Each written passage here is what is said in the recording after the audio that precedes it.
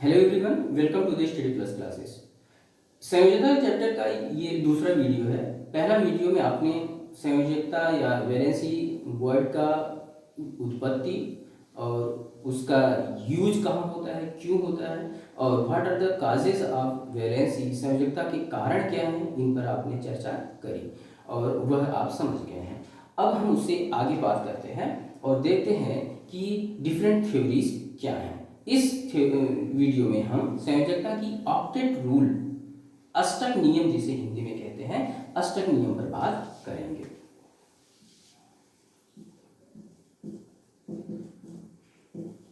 तो अष्टक नियम को 1916 में डब्ल्यू कोशेल और G N Lewis and W कोशेल ने ये अध्ययन किया।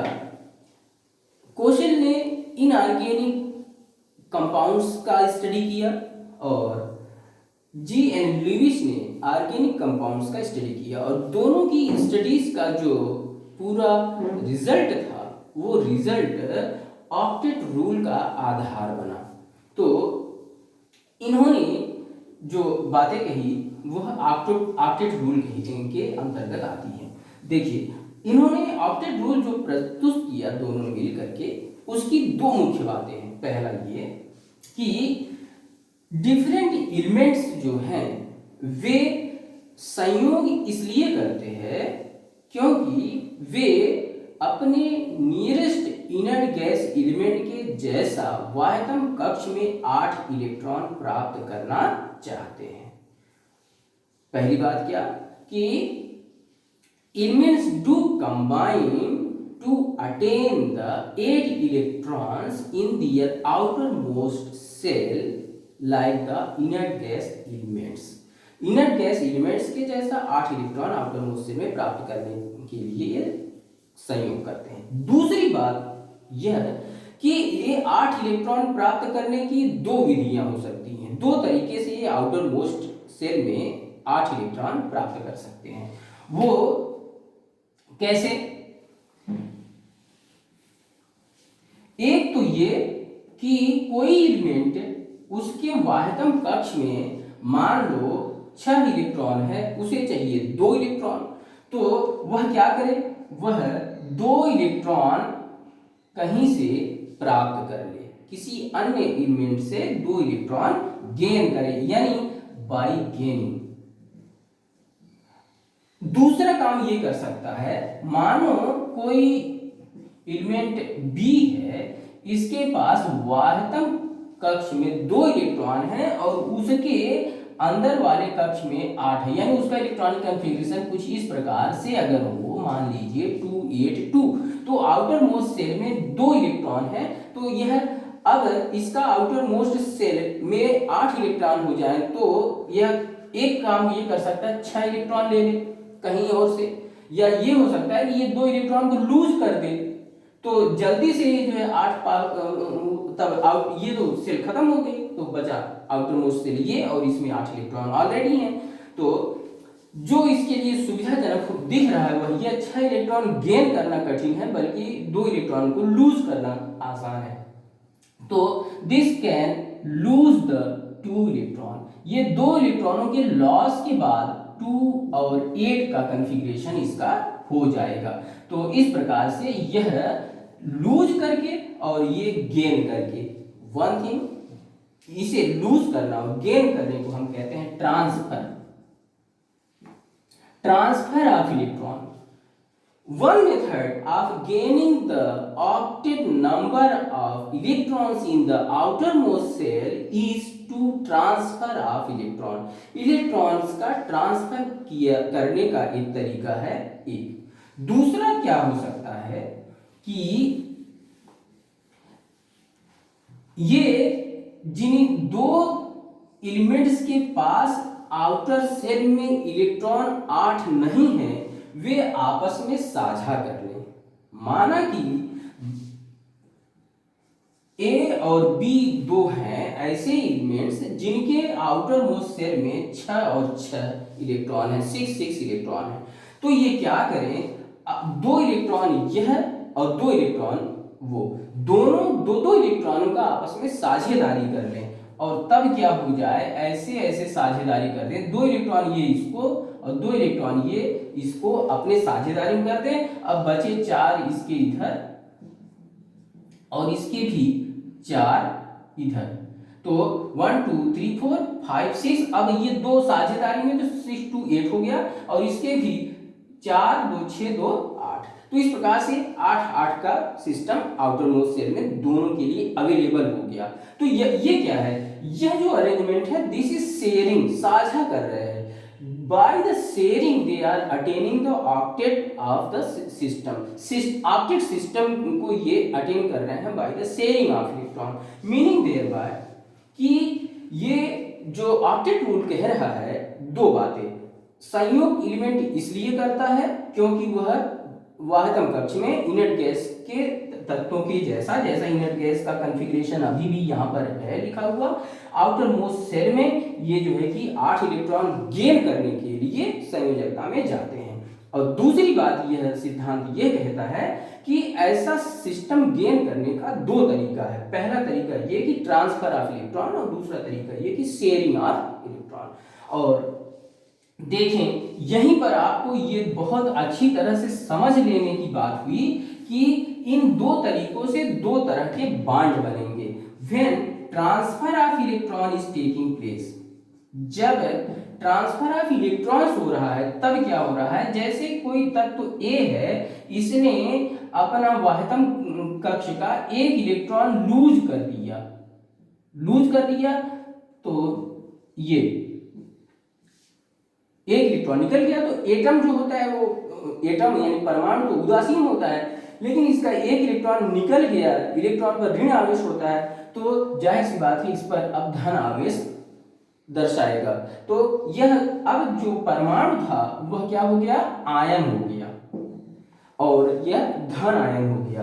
अगर कोई बी है, इसने एक इलेक्ट्रॉन गेन कर लिया, ये तो यह गेन कर लेने के बाद वैसे तो न्यूट्रल था, लेकिन इलेक्ट्रॉन का निगेटिव कैरेक्टर इसके साथ आ जाने से अब ये बी माइनस हो गया, तो ये ऋण आयन या निगेटिव आयन हो गया। तो इस प्रकार से आप देख रहे हैं कि बाय लूजिंग और bye gaining the electrons, character of atom is changed. Now atom became ion, अब परमाणु आयन हो गया, और यह धन आयन हो गया बाय लूजिंग द इलेक्ट्रॉन, और ये ऋण आयन हो गया, एन आयन हो गया बाय गेनिंग द इलेक्ट्रॉन। अंग्रेजी में इसे एन आयन और इसे कैट आयन कहते हैं। तो ये चीज हो जाती है। तो इलेक्ट्रॉनों की ट्रांसफर और इलेक्ट्रॉनों की शेयरिंग से दो तरह के बॉन्ड बनेंगे। जब ट्रांसफर होगा तो आयनिक बॉन्ड बनेगा, और जब शेयरिंग होगा तो कोवैलेंट बॉन्ड बनेगा।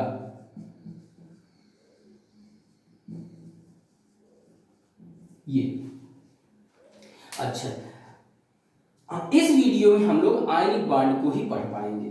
देखने की बात क्या है कि जब आयनिक बॉन्ड बन रहा है, जब शेयरिंग ऑफ इलेक्ट्रॉन हो रही है, तो दो ट्रांसफर ऑफ इलेक्ट्रॉन हो रहा है, तो दो तरह की बात हो रही है। एक तो ये कुछ एलिमेंट्स हैं जो इलेक्ट्रॉन को लूज कर रहे हैं और ए प्लस बन रहे हैं, और कुछ हैं जो इलेक्ट्रॉन को गेन कर रहे हैं और वे बना दे रहे हैं ये एनायन। तो वो कैरेक्टर जो इलेक्ट्रॉन को लूज करने की कैरेक्टर दिखाता है, उसके कारण इलेक्ट्रोपॉजिटिव आयन बनता है। तो ऐसा कैरेक्टर शो करने वाले एलिमेंट्स को इलेक्ट्रोपॉजिटिव एलिमेंट या धन विद्युतीय तत्व कहते हैं। इलेक्ट्रोपॉजिटिव एलिमेंट या इलेक्ट्रोपॉजिटिव एलिमेंट्स कहते हैं, इसे हिंदी में धन विद्युतीय तत्व कहते हैं। Example sodium, lithium, potassium, rubidium, caesium, francium, magnesium, calcium, strontium, these elements, और आप आवर्त सारणी में थोड़ा सा ध्यान दें तो आप पाएंगे ये कहां पर अवस्थित है, ये extreme left of the periodic table, periodic table के एक्सट्रीम लेफ्ट में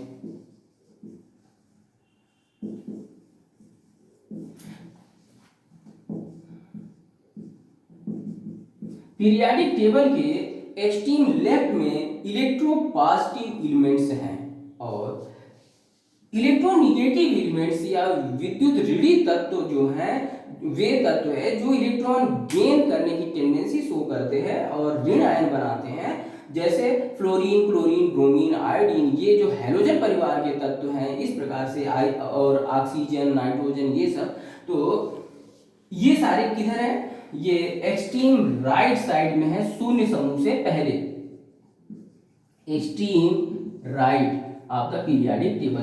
पीरियाडिक टेबल के जो दाहिने एंड पर तत्व हैं वे शून्य समूह से ठीक पहले, वे लोग जो है क्या है, इलेक्ट्रोनेगेटिव एलिमेंट हैं, विद्युत ऋणी तत्व हैं। और जो आयनिक बांड बनता है, आयनिक बांड बनने के लिए जरूरी है कि दो ऐसे एलिमेंट्स के एटम्स आपस में संयोग करें जिनमें एक इलेक्ट्रोपॉजिटिव कैरेक्टर का हो और एक इलेक्ट्रोनेगेटिव कैरेक्टर का हो, यानी एक एलिमेंट इलेक्ट्रॉन लूज करने का टेंडेंसी शो करता हो और दूसरा गेन करने का, जो ये लूज करेगा वही दूसरा गेन करेगा, तो आयनिक बांड बनेंगे। और यह जो एक बहुत ही महत्वपूर्ण चीज है जिसे जान लेना जरूरी है वह है लीविस सिंबल। इसे इलेक्ट्रॉन डॉट सिंबल भी कहते हैं। इलेक्ट्रॉन डॉट सिंबल यह क्या है, यह किसी भी तत्व को, इसकी जरूरत इसलिए इस समय है क्योंकि जो अब आगे हम बॉन्डिंग के एग्जांपल्स लेना चाह रहे हैं आयनिक बॉन्ड्स का, उसको समझने के लिए, बताने के लिए लीविस सिंबल्स का प्रयोग करेंगे। तो क्या होता है लीविस सिंबल, उसको लगे हाथ जान लेना जरूरी है। तो क्या है, जैसे हम कहना चाह रहे हैं लिथियम, लिथियम का जो परमाणु क्रमांक है, एटॉमिक नंबर है वो 3, इसका इलेक्ट्रॉनिक विन्यास है 1s2 2s1। अगर हम सोडियम की बात करें 11 तो 1s2 2s2 2p6 और 3s1 है। तो ये जो लीविस सिस्टम है तत्वों को रिप्रेजेंट करने का, वह यह है कि यह लिथियम को ऐसे दिखाएगा, लिथियम ये संकेत हो गया, उसके बाद इस पर एक ये जो वाह्यतम कक्ष का इलेक्ट्रॉन है उसे दिखाने के लिए चाहे डॉट रख दे या ऐसे क्रॉस कर दे, डॉट अथवा क्रॉस का प्रयोग करेंगे। और क्या दिखाने के लिए, केवल वाह्यतम कक्ष का आउटर मोस्ट ऑर्बिट का इलेक्ट्रॉन बताने के लिए। इसी तरह से सोडियम को कैसे दिखाएंगे, सोडियम को दिखाएंगे ऐसे या ऐसे दिखाएंगे। तो ऐसा दिखाएंगे क्यों, और इसमें देखिए ध्यान देने की बात क्या है, अब ये जो हमने लिखा Na वह स्वयं क्या चीजें बता रहा है, वह यहां तक की बात बता रहा है। Na लिखना जो है वह यहां तक की बात बता रहा है, और डॉट जो है वो आउटर मोस्ट सेल में जो इलेक्ट्रॉन है उसको बता रहा है। यानी symbol of the elements will be narrating the nucleus and the orbits except the outermost orbit. Outermost orbit से पहले की जो इलेक्ट्रॉनिक अरेंजमेंट है वो और नाभिक को, न्यूक्लियस को बताने के लिए सिंबल का प्रयोग करेगा, और only the outermost orbit के इलेक्ट्रॉन को रिप्रेजेंट करने के लिए डॉट या क्रॉस को बताएगा। तो लीविस सिंबल क्या होता है, यह आप जान गए कि इसमें एलिमेंट का सिंबल रहेगा और आउटर मोस्ट सेल में उपस्थित इलेक्ट्रॉन की संख्या रहेगी और उस इलेक्ट्रॉन की संख्या को डॉट या क्रॉस से बताएंगे। चलिए है हम आयनिक बांड बनने का। तो एक आयनिक बांड है कंपाउंड सोडियम क्लोराइड, तो इसको हम बनते हुए देखें और इसमें हम ये देखें कि कैसे जो है कि लीविस सिंबल प्रयोग हो रहा है। सोडियम जैसा कि आपने देख लिया, सोडियम 11 है और इसका लीविस सिंबल है Na। ये क्लोरीन को देखिए, क्लोरीन 17 है, इलेक्ट्रॉनिक विन्यास इसका 1s2 2s2 2p6 3s2 3p5। ठीक है, 2 2 4 6 10 2 12 5 17 17 इलेक्ट्रॉन इसके हो गए। इसको दिखाने के लिए ऐसा क्लोरीन लिखा। अब देखिए आउटर मोस्ट में कितने इलेक्ट्रॉन है? 7, तो यहां 7 चाहे क्रॉस कर दो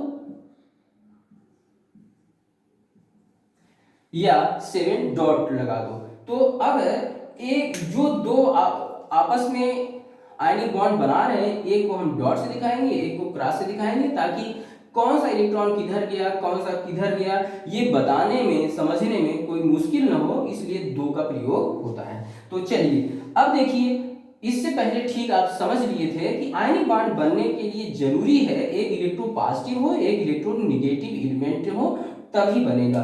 तो इलेक्ट्रोपॉजिटिव ये है और इलेक्ट्रोनेगेटिव ये है। अब देखिए जो ऑक्टेट रूल कह रहा है इसका 281 है इलेक्ट्रॉनिक कॉन्फ़िगरेशन, इसका 287। तो यह क्या करे, एक इलेक्ट्रॉन इसको दे दे तो ये क्या हो जाएगा 288 हो जाएगा और बचेगा क्या 28। तो इस यह भी आउटर मोस्ट में 8 हो गया, यह भी आउटर मोस्ट में 8 हो गया। तो ऑक्टेट रूल के अकॉर्डिंग ये चीज हो गई। तो क्या किया इसने इलेक्ट्रॉन को लूज किया और उसी इलेक्ट्रॉन को इसने गेन कर लिया। तो ये बन गया कैसे, इसको बनाने के लिए ऐसे दिखाएंगे। ये जो डॉट है यानी आउटर मोस्ट इलेक्ट्रॉन है वह क्लोरीन के पास आ गया, जिसके पास पहले से ये थे, तो ये आ गया। तो ऐसा करने पर क्या हो गया, दूसरी चीज यहां ये हो गई कि अब यह इसके पास एक इलेक्ट्रॉन हट जाने से ये प्लस हो गया और इसके पास एक इलेक्ट्रॉन ये आ जाने से ये क्या हो गया, ये चीज। तो इसके पास 7 अपने इलेक्ट्रॉन, 1 इसके इलेक्ट्रॉन और इसके कारण यह एक इलेक्ट्रॉन अधिक हो गया। नाभिक में प्रोटॉनों की संख्या के तुलना में इसके पास एक इलेक्ट्रॉन अधिक हो गया तो वह निगेटिव कैरेक्टर शो करेगा, और यह एक इलेक्ट्रॉन कम हो गया तो पॉजिटिव कैरेक्टर शो करेगा। तो इस प्रकार से 2 आयन हो गए। तो 2 आयंस जब हो गए तो अपोजिट कैरेक्टर के, तो इनके बीच में एक फोर्स काम करेगा, इलेक्ट्रोस्टैटिक फोर्स। एक दूसरे को आकर्षित करने वाले इलेक्ट्रोस्टैटिक फोर्स की वजह से ये एक दूसरे से बंधे रहेंगे और यह इलेक्ट्रोस्टैटिक फोर्स जो बना यही क्या है, आयनिक बॉन्ड है। यही है आयनिक बॉन्ड। तो इस प्रकार से आयनिक बॉन्ड बनता है। तो इस प्रकार से बहुत सारे आयनिक कंपाउंड्स हैं, जैसे सोडियम क्लोराइड की तरह से, तो कैल्शियम क्लोराइड हो गया, मैग्नीशियम क्लोराइड हो गया, सिल्वर क्लोराइड हो गया, कैल्शियम फ्लोराइड हो गया, मैग्नीशियम ऑक्साइड हो गया। इस प्रकार से बहुत सारे हैं और उनको जो है कि बनने का वही तरीका है, आप बना लेंगे। और चलिए हम इसमें एक चीज़ और देख लेते हैं, आयनिक कंपाउंड्स का कैरेक्टर क्या होता है।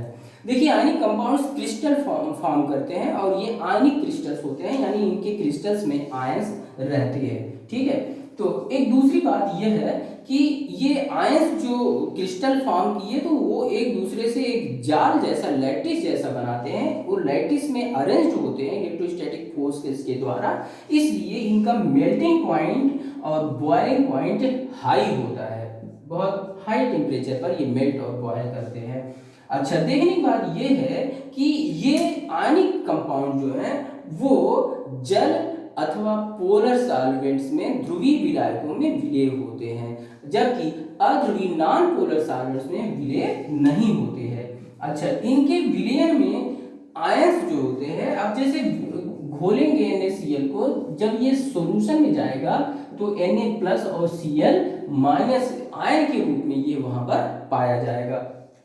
और इसी के कारण ये और बड़ी घटना जुड़ी हुई है, वह यह कि जब आयनिक कंपाउंड्स मोल्टेन स्टेट में यानी गलित अवस्था में होते हैं, मोल्टेन स्टेट में होते हैं, गलित अवस्था में होते हैं, तो ये इलेक्ट्रिसिटी का कंडक्शन करते हैं, विद्युत का संचलन करते हैं, संवहन करते हैं विद्युत का।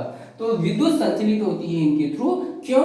क्योंकि मोल्टेन स्टेट में इनके आयंस पाए जाते हैं, जबकि सॉलिड स्टेट, ये बहुत इंपॉर्टेंट प्रश्न पूछा जाता है, डिफरेंट एग्जाम्स में पूछा गया है कि आयनिक कंपाउंड्स सॉलिड स्टेट में इलेक्ट्रिसिटी का कंडक्शन करता है कि नहीं, तो जवाब है नहीं। क्यों? क्योंकि इस समय आयंस उसके नहीं पाए जाते, जबकि वही मोल्टेन स्टेट में इलेक्ट्रिक को कंडक्ट करेगा। और एक जो सबसे खास बात है आयनिक कंपाउंड्स के संदर्भ में, वह यह कि आयनिक कंपाउंड्स आयनिक बॉन्ड से बने हैं। आयनिक बॉन्ड नॉन डायरेक्शनल होते हैं, नॉन डायरेक्शनल यानी अदैशिक होते हैं। अदैशिक, इनकी कोई निश्चित दिशा नहीं होती है, ये नॉन डायरेक्शनल होते हैं, यानी ये चारों ओर जो इलेक्ट्रोस्टैटिक फोर्स बना Na और Cl के मध्य, वो इधर भी अगर Cl है तो इससे भी इधर Cl है, तो इससे भी इधर Cl है, तो इससे भी यहाँ Cl है, तो कुल मिलाकर के ये all the sides all around ये इलेक्ट्रोस्टैटिक फोर्सेस वर्क करता है, इसलिए यह नॉन डायरेक्शनल, कोई एक डायरेक्शन में फोर्स से ये काम नहीं करता, बल्कि सभी दिशाओं में। Therefore this type of bonding is non directional bonding, और ये आयनिक कंपाउंड्स का ये पूरा कैरेक्टर है। तो हम लोग इस वीडियो में आयनिक बॉन्ड और ऑक्टेट रूल को समझ गए हैं। बचा ऑक्टेट रूल का दूसरा हिस्सा कोवैलेंट बॉन्ड, उसको नेक्स्ट वीडियो में। Okay, thank you for watching. Like and share करें, सब्सक्राइब भी करें। Thank you.